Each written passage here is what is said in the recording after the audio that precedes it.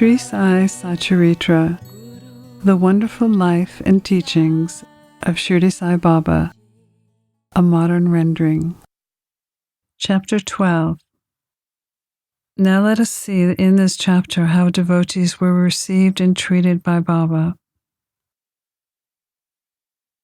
Saints love all beings equally. We have seen before that the purpose or object of divine incarnation is to protect the good and destroy the wicked. But the mission of the saints is quite different. To them, the good and the wicked are the same. First, they feel for wrongdoers, then they set them on the right path.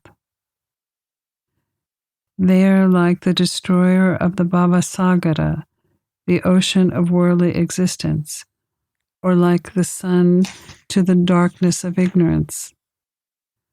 The Lord dwells in the saints.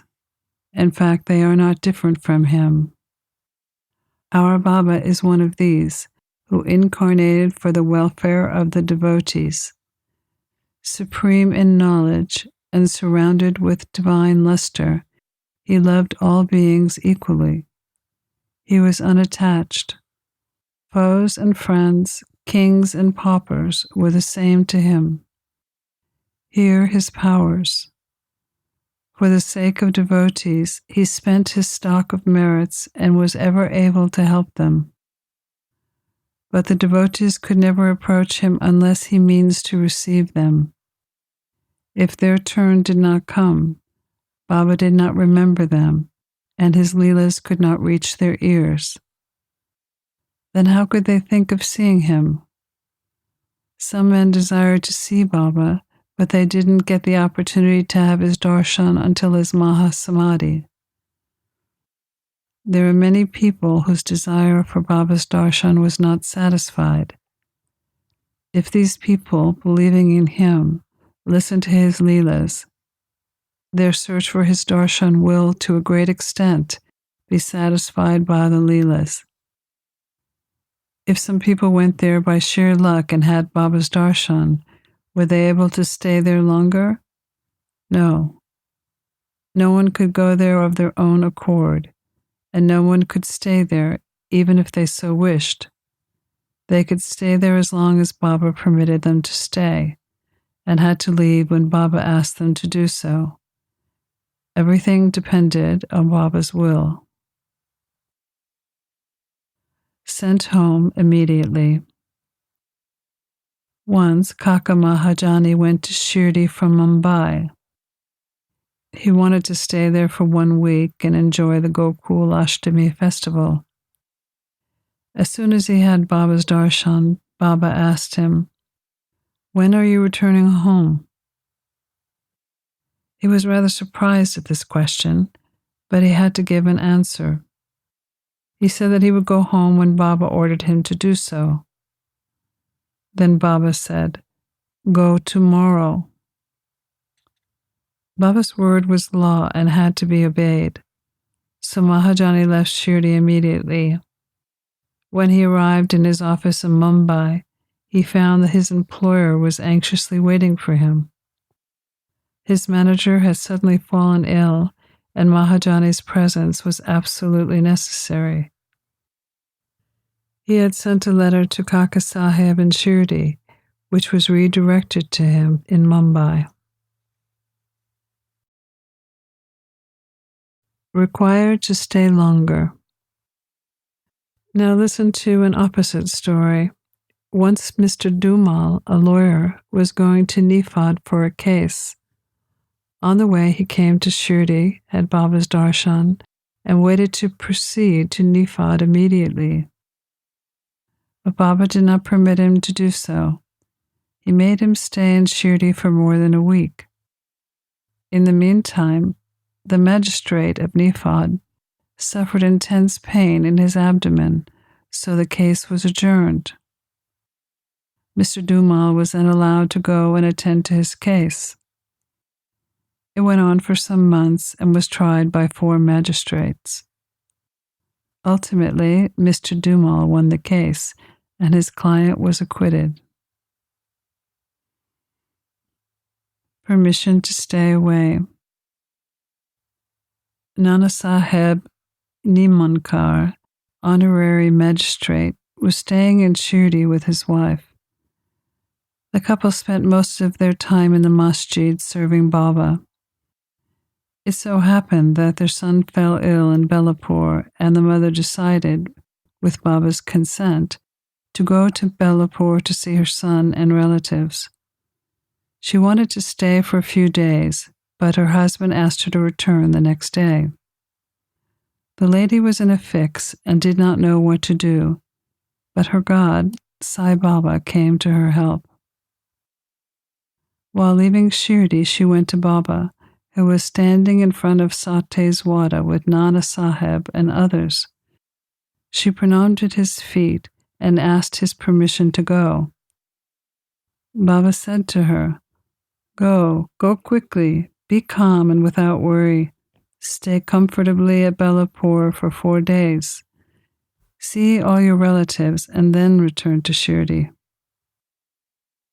How opportune were Baba's words. Her husband's proposal was overruled by Baba's decree.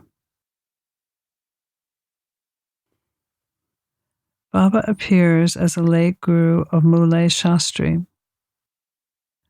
An orthodox Agnihotri Brahmin from Nasik, named Mulay Shastri, who had studied the 6 Shastras and was well versed in astrology and palmistry, once came to Shirdi to see Mr. Bhuti, the famous millionaire of Nagpur.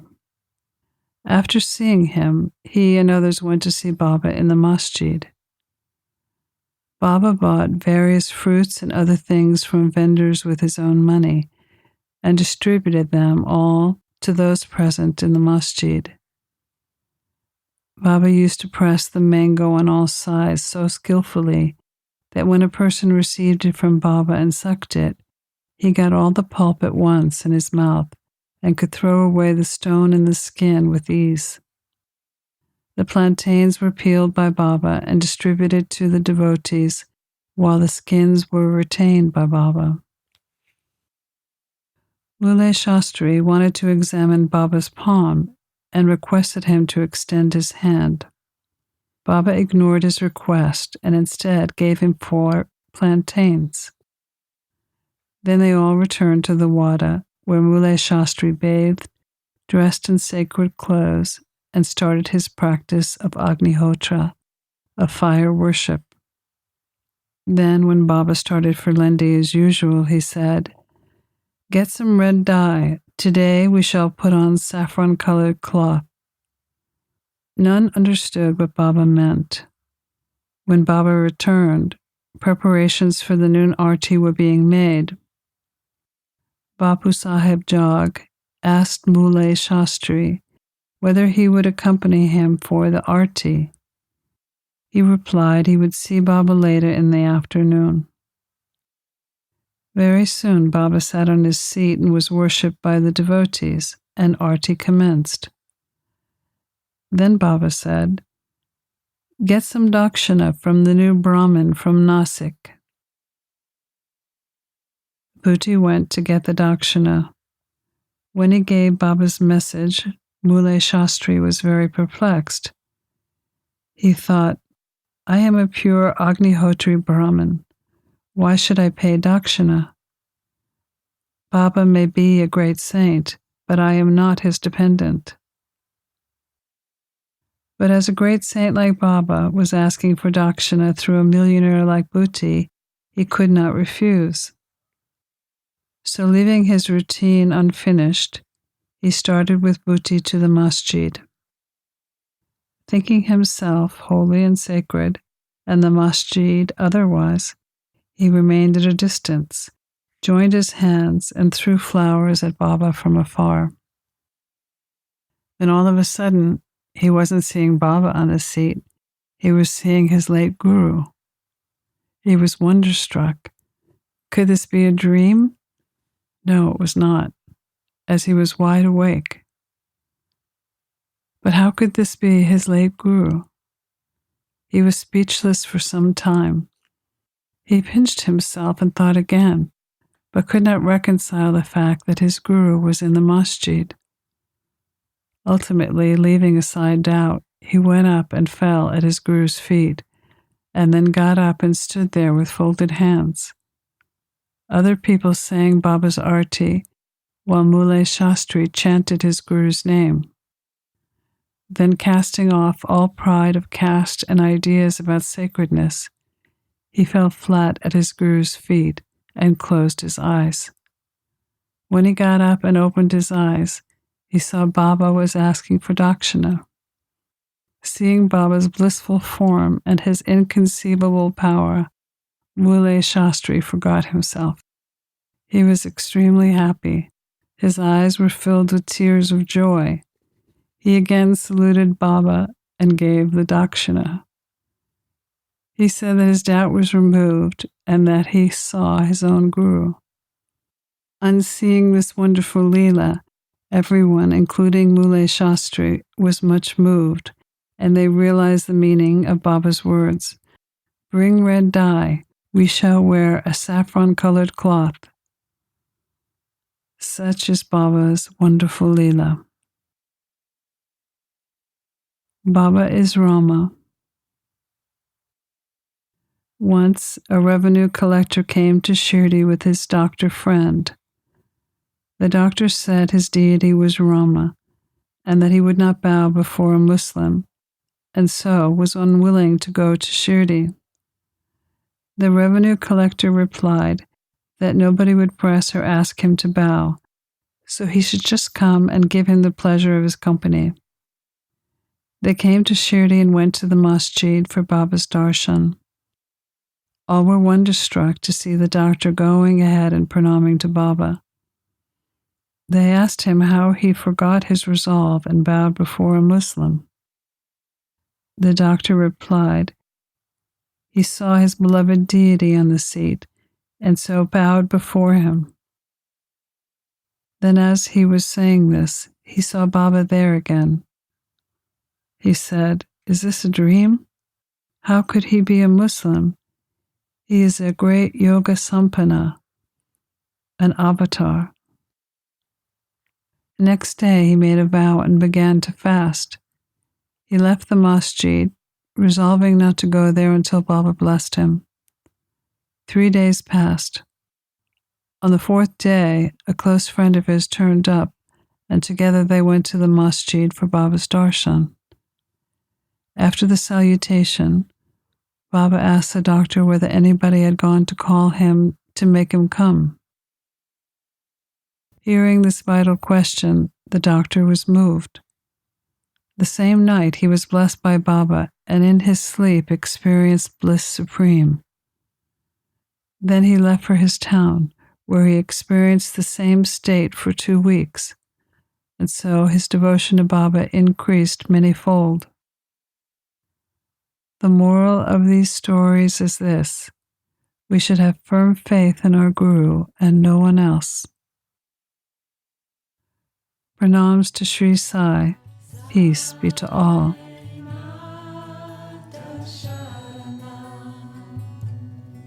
You've been listening to a modern rendering of Hemadpant's The Sri Sai Satcharitra, The Wonderful Life and Teachings of Shirdi Sai Baba, edited and narrated by Monika Penukonda.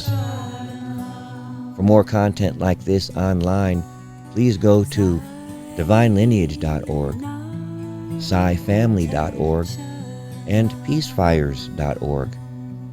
To learn more about Monika, please go to monikapenukonda.org.